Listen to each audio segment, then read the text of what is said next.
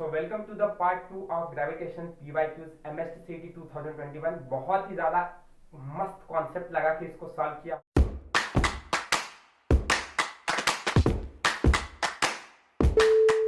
So hello everyone, this is Ujjwal और इस video के अंदर हम बात करने वाले हैं ग्रेविटेशन के PYQs of MST 2021। This is the part 2 of this video and we are going to start with PYQs. So let's start this video without wasting the further time.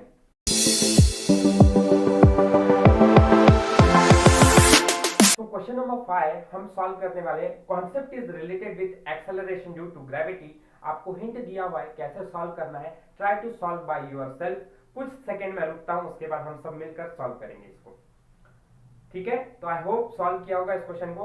Now let's start the question. If the density of earth is double by keeping its radius constant.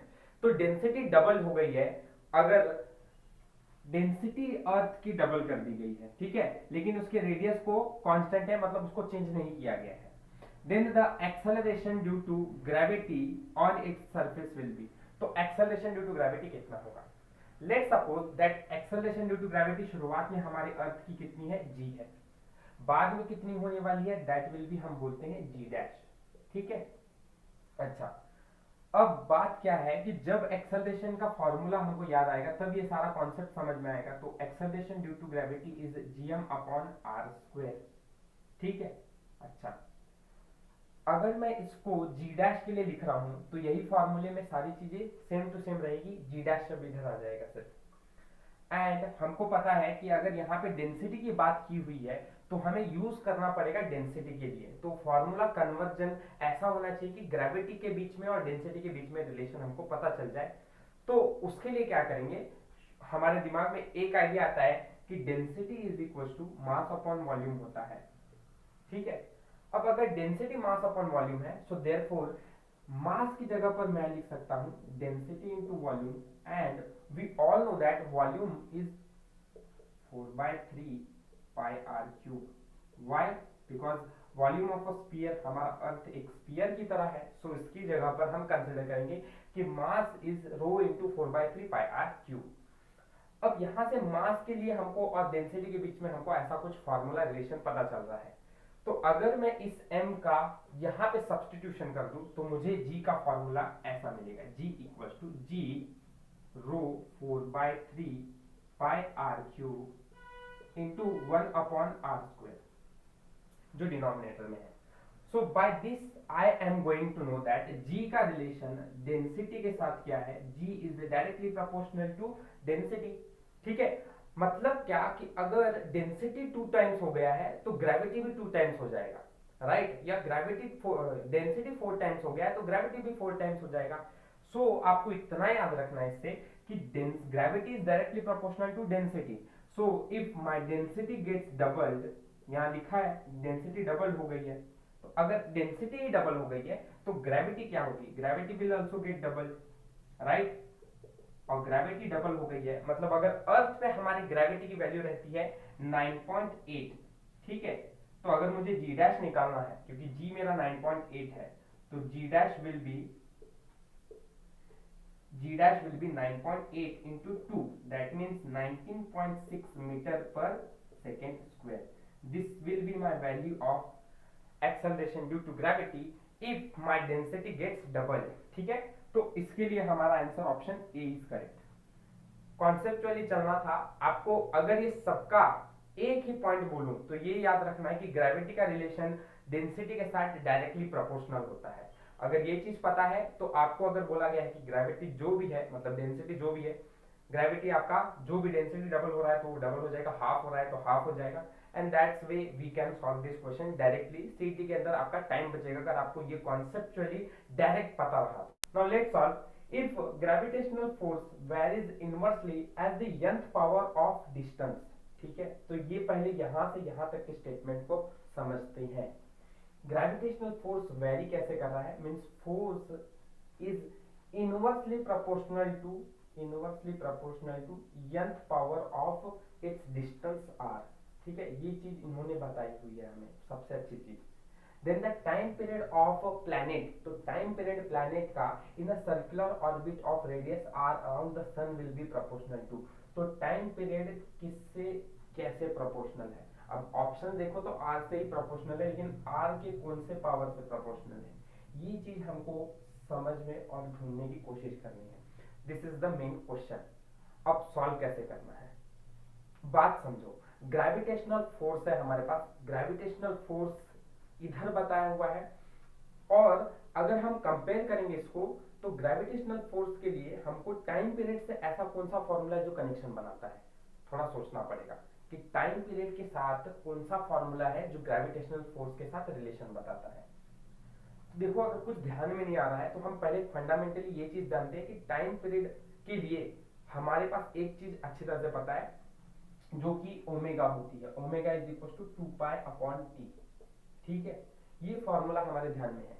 तो omega का अगर presence है तो भी हम time period तक पहुंच सकते हैं। अब ओमेगा के लिए कौन सा फॉर्मूला है, तो एक चीज और ध्यान में आती है फिर यहां से कि centripetal force is equal to gravitational force के बराबर होता है। ठीक है, अब सेंट्रीपिटल फोर्स क्या है? Centripetal force is M R omega square. We have 3 formulas, उसमें से मैं एक फॉर्मूला इस्तेमाल कर रहा हूँ।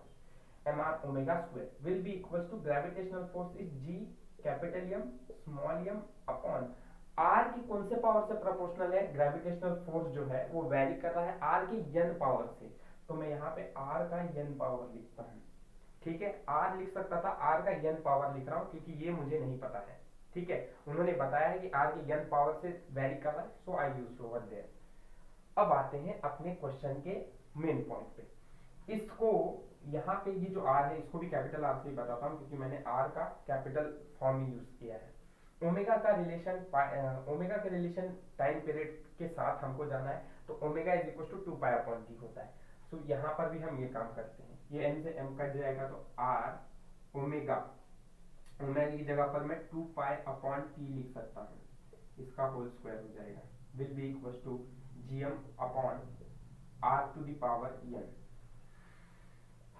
ओके, नाउ गोइंग, ये 2 और ये 4, ये आर जो है वो उधर चला जाएगा, ये 2 का स्क्वायर, 4 का स्क्वायर, पाई का स्क्वायर और ये टी का square will be equal to GM upon R is to N इधर है, आर इज टू यहाँ पे क्या था 1 था, ये उधर जा रहा है तो R to the power N plus 1 हो जाएगा दोनों के अंदर।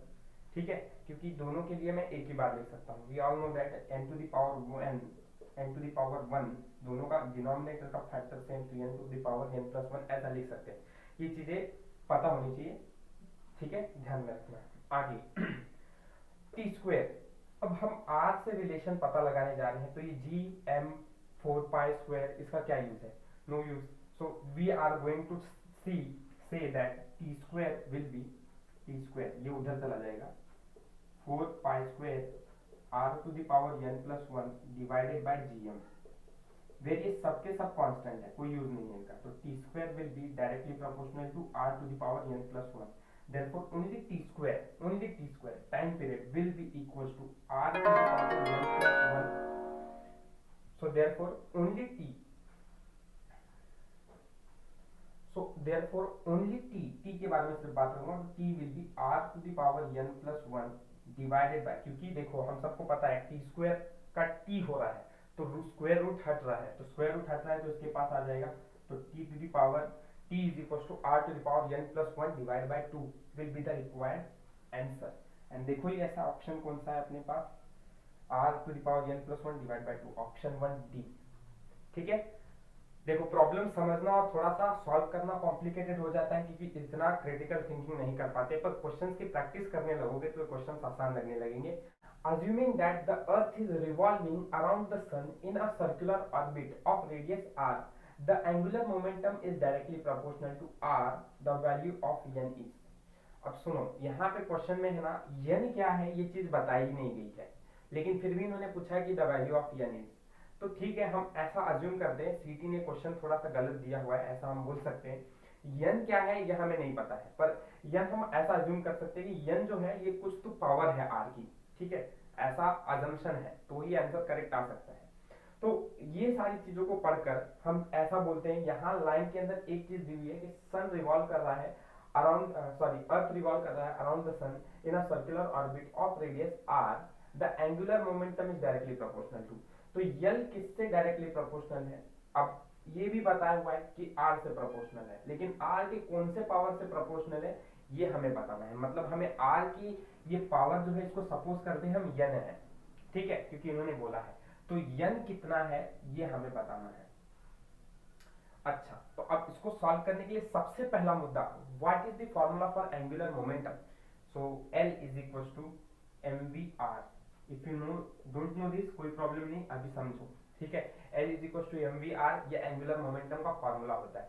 L is equal to I omega भी फॉर्मूला होता है, पर दैट इज एंगुलर मोमेंटम। तो एल एंगुलर मोमेंटम मतलब वहां एंगल्स के साथ भी, लेकिन ये हमारे को एम वी आर ही यूजफुल होता है, तो दो फॉर्मूले याद रखने पड़ते हैं। आगे बढ़ते हैं नेक्स्ट पॉइंट पे। तो अब एल जो है ये यहाँ पे मैं ऐसा लिखता हूँ, एम वी कैपिटल आर लिखता हूँ, क्योंकि आर के ही पावर से प्रोपोर्शनल है।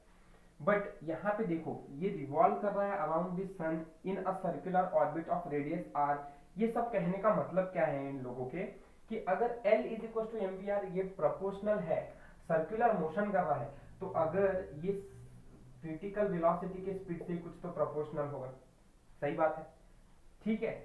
और अगर ये इससे प्रोपोर्शनल है, तो मैं यहाँ पे m into under root of vc की जगह पर क्या लिख सकता हूँ, gm बाय r लिख सकता हूँ, इंटू एक्स्ट्रा r मेरे पास है। यहां से आगे मैं ये r अंदर लेके जाऊंगा, तो small m under root of gm, ये r स्क्वायर हो जाएगा स्क्वायर रूट के अंदर, एक r से एक r will be cancel out, तो m under root of gm into r, ये l हो गया। तो L will be directly proportional to, सब कांस्टेंट हो गया, तो R to the power 1/2, right.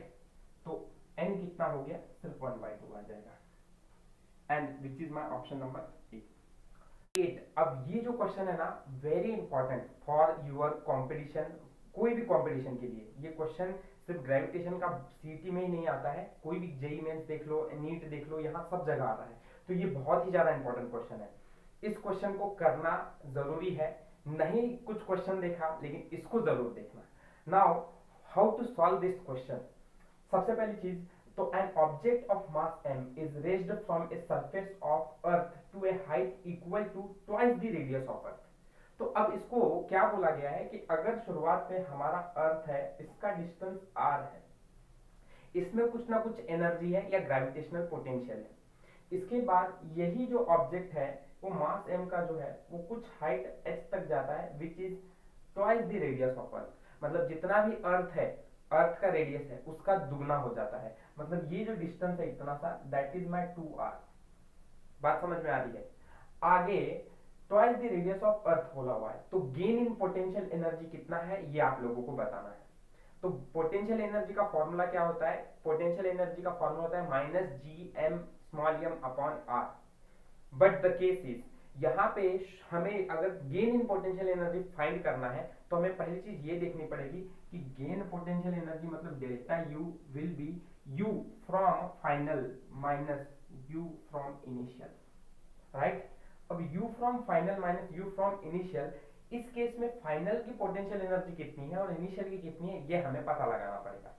Now to solve this, पहली चीज हम पहले ये बोलेंगे कि इनिशियल की potential energy that means u of i will be equal to minus G capital M small m upon r, right, क्योंकि इसमें इनका रेडियस r ही है और शुरुआत में इतना ही पोटेंशियल एनर्जी गेन हुआ है।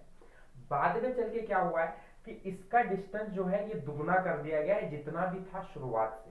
तो अब इसको थोड़ा समझना, फाइनल जो पोटेंशियल इमेज ये minus G M M upon R plus H है, क्योंकि वो आर तो था ही जो कि रेडियस ऑफ अर्थ पे था, प्लस उसके अंदर कुछ हाइट आ गई विच इज 2r। तो यहाँ पे मैं h की जगह पर क्या लिख रहा हूँ, 2r लिख रहा हूँ। बात समझी कि नहीं? वो हाइट 2 टाइम्स हो गया था, इसलिए मैंने यहाँ पे h लिखा, फिर h की जगह पर 2r लिखा। That means my real energy will be u of final equal to minus G capital M small m upon 3r। बात समझ में आ रही है कि नहीं? यही चीज था समझना, बस इसके आगे प्रॉब्लम आपको सॉल्व करना आता है, इतना डिफिकल्ट नहीं है, क्योंकि फाइनल की वैल्यू है minus G capital M small m upon 3r minus bracket के अंदर minus G capital M small m upon r। This is the case. ये माइनस और ये माइनस हो जाएगा प्लस। मैं एक स्टेप कम करता हूं अपना, आप लोग लिख सकते हैं इसको, ठीक है। अगेन यहाँ पे 3r है तो इधर भी 3r होना चाहिए, तो 3r करने के लिए मैं इसको 3 से मल्टीप्लाई 3 से डिवाइड दोनों कर देता हूँ। इसी स्टेज पे कर रहा हूँ, आप इसको थर्ड स्टेप पे लिखोगे। इससे हो गया डिनोमिनेटर सेम, ये माइनस है, minus G capital M small M plus 3 capital G small M, ये सब डिवाइड बाय 3r।